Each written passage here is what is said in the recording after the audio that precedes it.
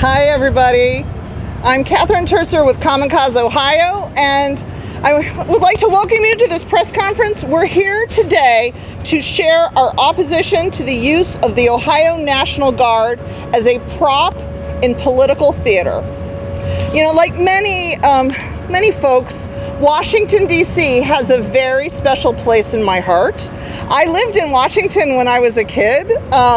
I grew up a lot of different places, but lived in Georgetown. We would go to neighborhood parks. For concerts. There were all sorts of reasons that people really loved living in Washington, and of course, including the Lincoln Memorial.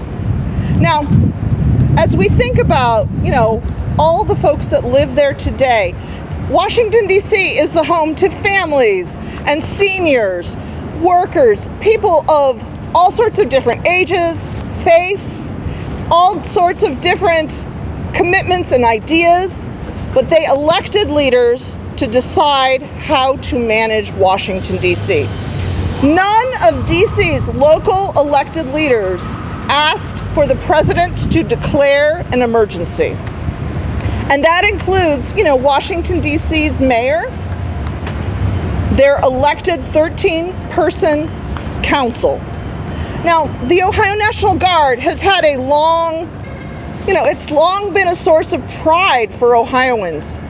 Its men and women have served honorably in times of disaster, public emergency, and national defense. Their presence is a reassurance in moments of genuine need.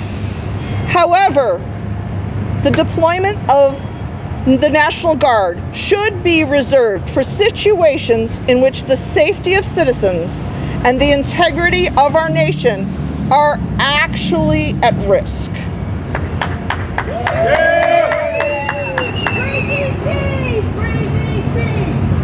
We are here today calling for Governor DeWine to recall the National Guard immediately. Now, we have some wonderful people to tell you a little bit about why we have these concerns. I'm going to start off by introducing you to Adam Miller. Now, many of you will know him as a state rep. He was the former chair of the Ohio Legislative Veterans Caucus. He served as senior Pentagon Domestic Ops Judge Advocate General. He is a retired Army JAG colonel with 29 years of military service, including 2 combat tours to Afghanistan. And with that, Rep. Miller. Thank you. Good afternoon, everyone. Let me just start out by saying my comments today are in my own individual capacity, not as a member of the Joint Staff and not as a member of the Legislative Veterans Caucus. Please speak up. It's not too late for Governor DeWine and our friends on the 30th floor and the leadership at Beetler Armory to cancel this ill-considered, legally problematic, and unwarranted mission. Yes! That's right. The biggest, most telling reason that this is improper is the fact that none of the units who have been asked to come to D.C. today thus far are part of the emergency response force package. How do I know that? Because I was the senior legal advisor to the emergency response task force. That is a task force that was stood up after 9/11, after Hurricane Katrina, and for the last 20 years, all of our services in a joint operational environment have worked very hard to practice and rehearse every type of emergency response scenario so that we know who is supposed to be doing what when in the event of a natural disaster, civil disturbance, or other event that overwhelms local authorities. In this case, the Military Police Command, 30 miles north of D.C., has not gotten a phone call. If there is a matter requiring additional law enforcement support, the Metropolitan Police, the Marshal, the Transportation Police, all of the security enterprise, plainclothes and uniform in the D.C. area is available and should be the first choice. The worst thing you can do, as any military leader, is sanction and unwarranted action. And part of our duty as lawyers in the JAG Corps is to say when something is improper and give the command option. So today I'm here giving our governor an option. You don't have the money. It's the end of the fiscal year. You're going to get training money in October. Let the Guard soldiers who are going to go to their sergeant school, who are going to go to first sergeant and sergeant major school, who are going to go to advanced infantry training, let them complete their training so that they can get promoted, so that they can be paid, and so that Ohio's outstanding National Guard will not have a stain of an improper, dangerous situation on their record. In addition to that, the federal law that Congress, in a bipartisan way, enacted after 2005 and Katrina is very specific about the types of situations that must be present before National Guard and Reserve can come in to perform civilian law enforcement mission. You have to have an overwhelming emergency response scenario, and that means the first 24 to 48 hours after the emergency happens, what takes place? There's an immediate emergency response from all quarters. What's missing in this case? There is no immediate response. Why is that, fellow citizens? Because this is a fake emergency. Fake emergency! Shame on our chain of command for not asking the questions, for not doing their independent due diligence, and for pulling our service members out of existing training and into a dangerous situation. If I read this correctly, Governor DeWine himself has said none of the soldiers on this battle roster have law enforcement experience. Did you see that? Yes. And I thought to myself, wait a minute, if you're fulfilling an emergency response law enforcement assistance mission, wouldn't you want to send people who have law enforcement and complex investigation experience? Wait a minute, isn't that how the Military Police Command is organized? Yes. I hate to say it, but the Military Police Command that does those types of missions is 5 hours north in central Michigan. If they were serious about a law enforcement support mission, they would have called the 46th Military Police Command and they would have asked for help. This political theater has got to end. Our National Guard families and our soldiers deserve better. And all of the veterans on that veterans wall around the corner, we damage their reputation when we act in an immoral, unlawful, and unethical way. That's right. Thank you. Are there any questions from my friends at the State House News Bureau? Yeah, when the governor sent the National Guard to Texas in 2021 and 2023, he sent the State Highway Patrol both years too. Is that any better or worse than this? There is an interstate mutual aid compact called the EMAC that refers to. And our point is, in these cases, if the governor believes that there is a legitimate emergency, you have to go through all the traps. You have to run the law. You have to staff it properly. And in that case, there were requests to the Joint Staff and other senior military officials. Here, we don't have that. We have a unilateral declaration, and it's based not on drugs or other counterterrorism, counter-narcotics missions as existed in that case. This is simply political street theater, and it really is out of whack. The governor has said that he did this at the request of the Army itself, not from the president. But by sending these troops, is this an endorsement of the Governor DeWine of the mission in Washington? If the governor said that, it shows he doesn't understand how requests for forces operate. That's an astonishing statement from our governor. The governor should know by now, in his 7th year, that a request for forces comes from civil authorities to DOD, and then DOD reaches into the state. So do I think that it's possible that there was an email from somebody at Sec Army asking Ohio what they had available? Yes. What I would like to see from the 30th floor and from our National Guard leadership is a better vetting of the mission, and to put soldiers, supply sergeants, clerks, cooks into a situation where they're doing complex law enforcement, possibly dealing with felony crimes is a mistake that we don't need to make again. But do you see this as an endorsement of the governor of the mission in Washington? Oh, 100%.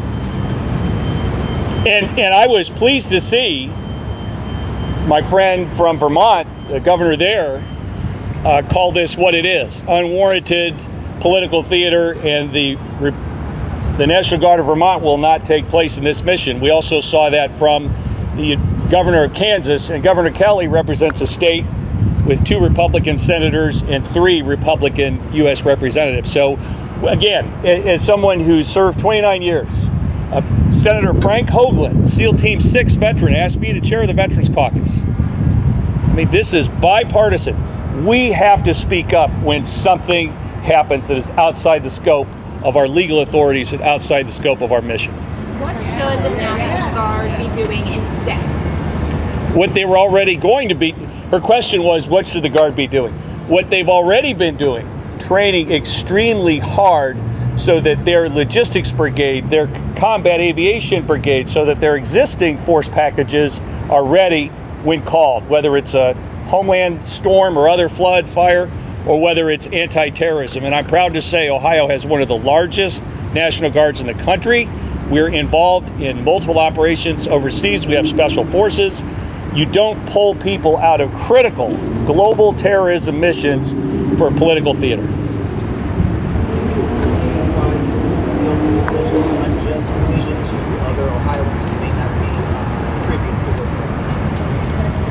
The question was, why are we all here? What's special about this case?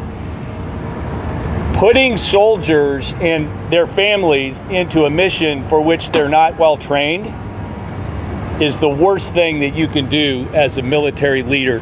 And a governor has got to be more willing to say no, or at least ask questions, than what we're seeing in this case. This looks like a money grab to try to get training dollars at the end of the fiscal year. And the fact that the other guards, Mississippi, West Virginia, those states, they don't have a big brigade for military police. So again, if it's really a law enforcement related issue, wouldn't you ask the military police commands to help? So that just shows this is something bogus. Remember Kent State. That tells you everything. Ohio has worked very, very, very hard since that awful day in the early 1970s in Kent, Ohio, to improve the reputation of our Guard. Our lawyers, our leaders are among the finest in the United States, and I can only imagine how my friends in the Guard feel about being ordered to do something that they have reservations about, and my heart goes out to them. Do you think the Ohio National Guard troops should be deployed to states in Ohio that have higher crime rates than D.C.? Again, we have really good first responders in Ohio. We've got sheriffs, we've got local law enforcement, and I think we should talk about this more. Since when has anybody said that the local law enforcement wasn't doing their job? They're doing their job really well in Ohio, and many of them work in our uniformed services. So we've got the best police, the best fire, and a lot of them are wear 2 hats. They're firefighters and police during the week, and they serve in the Guard and Reserve on the weekend. So again, we need to take care of our first responders and not waste their time, talent, and families on missions that have political motivations behind them. Thank you very much. One more. Free DC! Free DC! Question. Even if it's not part of the formal legal process, the Secretary of the Army did ask the governor to do this. So what does that say about leadership in the Army? His question is, what does it say about leadership in the Army? I know that everyone I've served with, including my former colleagues in the Pentagon, take their responsibilities extremely seriously and bring due diligence and effort to their job every single day. They work in the Pentagon from 6:30 to 8 o'clock at night, almost 6 days a week. And I can only imagine what must be going through their minds. You know, when I see reports that the Secretary of Defense is forcing them to go to prayer breakfasts and taking attendance, when I see 30-40% of the staff at the VA is cut, I have real concerns about the decisions at our national command level. And when I see the silence of our Ohio congressional delegation it really shows me that it's time for somebody who knows this job well and will do a better job as United States Rep. And that's why I'm standing here today. Thank you. Thank you very much. So I would now like to introduce Reverend Jack Sullivan. Reverend Dr. Jack Sullivan is the Executive Director of the Ohio Council of Churches. He has been engaged and provided leadership for numerous religious, civic, and social organizations in Ohio for years. And in recognition for his efforts, Dr. Sullivan was given the 2020 Dr. Martin Luther King Jr. Social Justice Award by Governor DeWine and the state of Ohio. And with that, Reverend Jack. Thank you. This is going to sound like a sermon because it is. In the 25th chapter of the Gospel according to Matthew, you'll find this passage. Come, you who are blessed by my Father. Inherit the kingdom prepared for you from the foundation of the world. For I was hungry, and you gave me food. I was thirsty, and you gave me something to drink. I was a stranger, and you welcomed me. I was naked, and you gave me clothing. I was sick, and you took care of me. I was in prison, and you visited me. Then the righteous will answer him, Lord, when was it that we saw you hungry and gave you food, or thirsty and gave you something to drink? And when was it that we saw you a stranger and welcomed you, or naked and gave you clothing? And when it was that we saw you sick or in prison or visited you? And the king will answer them, truly I tell you, just as you did it to one of the least of these my brothers and sisters, you did it to me.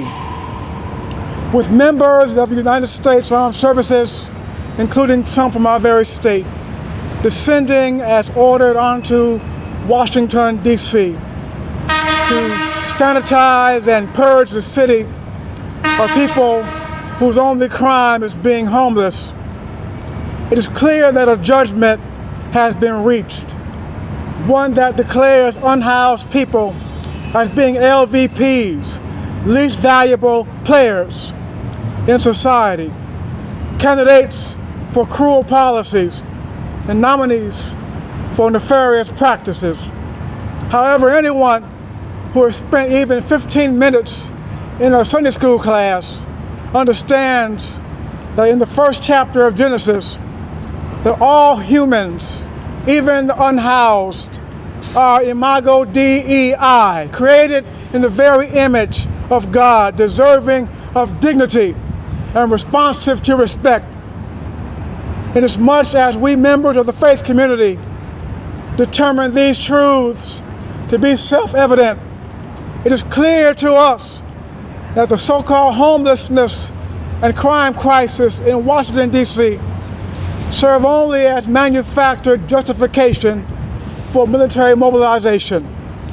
However, what is needed now is not military mobilization from any state, but a moral movement from all of our states, a moral movement where the faith that so many of us cherish leads adherents on Capitol Hill, in the White House, and everywhere to craft and enact big, beautiful policies that respect the God-given dignity and diversity of all humanity. Amen. Policies that lift people out of poverty and ill health. Policies that restore the cuts so recklessly made to Medicaid so that poor people can be seen by doctors, get much needed medicine, and find care for their sick children. Policies rooted in moral clarity and grounded in goodwill that value and honor people from every borough and every district, every town and every county, and every city and every zip code. Amen. Military power in the streets cannot do this. Only moral power can. Lord, when was it that we saw you hungry and gave you food, or thirsty and gave you something to drink? And when did we see you as a stranger and welcome you, or naked and gave you clothing? And when was it that we saw you sick or in prison and visited you? And the king will answer them, truly I tell you, just as you did it to one of the least of these, my brothers and sisters, you did it to me. Sisters and brothers in Washington, D.C., we see you and we hear you. Though the misuse of power seeks to erase your distinctive presence and mute your melodic voices, we see you and we hear you. We recognize your God-given dignity, and we see you and we hear you. Amen. Amen. Thank you. Well, thank you. So now I would like to introduce Gary Daniels. Gary is the Legislative Director for ACLU Ohio. Now, he has worked for ACLU Ohio for nearly 20 years. He also serves on the board of the Ohio Center for Law-Related Education, and he is a graduate of Kent State. All right, Gary, come on down. Well, time flies, Catherine. It's been almost 27 years now with ACLU. Yeah. Thanks everybody for being here. I think having me on camera is always kind of a sketchy proposition, but especially when half of my face is fighting a losing battle with poison ivy here. But this is obviously an important issue and an important event, so didn't want to miss it. And thanks to all of you for turning out for this. Why are we here, of course? Well, it's just another day in these United States, and all of us are wondering, is what is currently going on in Washington, D.C. Yet another haphazard, disjointed, nonsensical exercise of real, perceived, or made-up power? Or is it a distraction from controversies and failures regarding the personal life and actions of President Trump? Or is it a deliberate, systemic, purposeful actions and policies designed to dismantle, take over, and remake various institutions and systems? For example, universities, how states conduct elections, judicial power and oversight, including the ignoring of court rulings and orders, congressional authority and the targeting of black and brown people, among others. Time will tell whether it's one of these, two of these, or a combination of all three. But now Ohio is part of this latest controversy, of course, with the announcement that Governor DeWine is sending at least 150 National Guard troops to Washington, D.C., as you all know. And so he has chosen to be part of the problem instead of part of the solution. Yes. I'm confident most everybody gets, and including current and former supporters of this president, what exactly is going on here, and we are not here to pretend otherwise, even if some refuse to admit it or acknowledge it. And the way we have always done this, or this is just the way we have always done this, is not a valid excuse for what we are seeing. This is time for leadership, not for saying that, well, it's just another day and this is what we always do when National Guard troops are requested of us. These situations, of course, requesting National Guard troops to come to another area of the country should be used only for the most extreme examples where they are truly needed, and not for what we are seeing here today. Kent State University has already been brought up, but it does represent one of the worst case scenarios of what happens when you do this, when 55 years ago you had National Guard troops firing indiscriminately into groups of students, killing 4 and wounding 9 others. Of course, nobody hopes that happens again, but it is with precedent here in Ohio. And what exactly is the exit strategy here? Has Governor DeWine even asked that of the administration? Will this fake emergency, when is it over with? Nobody seems to be asking or answering such questions. Will this week's 150 troops from Ohio to Washington, D.C. be tomorrow's 500 troops in Baltimore or Chicago or New York City? How soon will we see National Guard from other states in places like Ohio and cities like Cleveland and Cincinnati and Columbus? All of this remains to be seen, but I'm confident that this isn't the middle or the end of this situation or controversy. This is just the very beginning.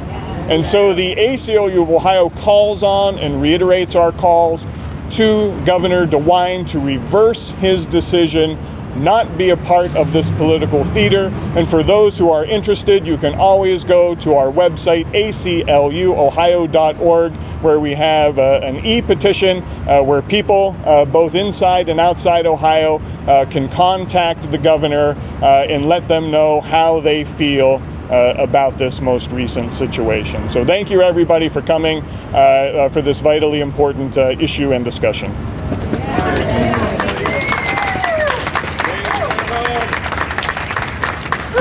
And with that, do you all have some questions? We've heard some talk from J.D. Vance and others about Cincinnati and the crime. Do you have concerns that Cincinnati? So the question was about Cincinnati. Of course, if the Trump administration is willing to create political drama and create an emergency by creating an emergency, it is very likely that they will do it again. The reason we are pushing back, today is because we need to say no now. No now. No now. So that it doesn't spread. What we do know is when there is this type of violation and there is not significant pushback, it'll just keep happening again. And one point from a service member's military perspective, sending troops on a mission that is ill-advised and unwarranted has a corrosive effect on the morale, readiness, and abilities of those units. It is just wrong. It's the worst thing you can do, and we're trying to encourage students to join the National Guard, to join the reserves, creating fake missions where we put their lives at risk for no reason. That's the wrong way to go.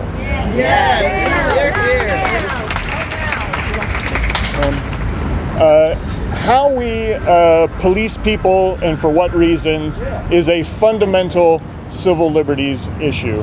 And the fear here, Jim and others, is that what we are seeing is a normalization of using military to enforce local and domestic laws. Again, that should be a last case scenario in true emergencies. And so there is a very real fear, warranted fear, that this is just the beginning. We're only several months into this 4-year presidency, and it begs the question, how much more will we see with this manufactured crises, drama, and similar controversies in the future?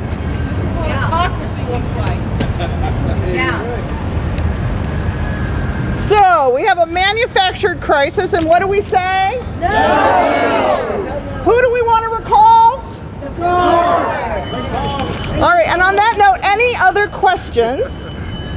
We'll draw this to a conclusion, just being super clear that we expect Governor DeWine to do better.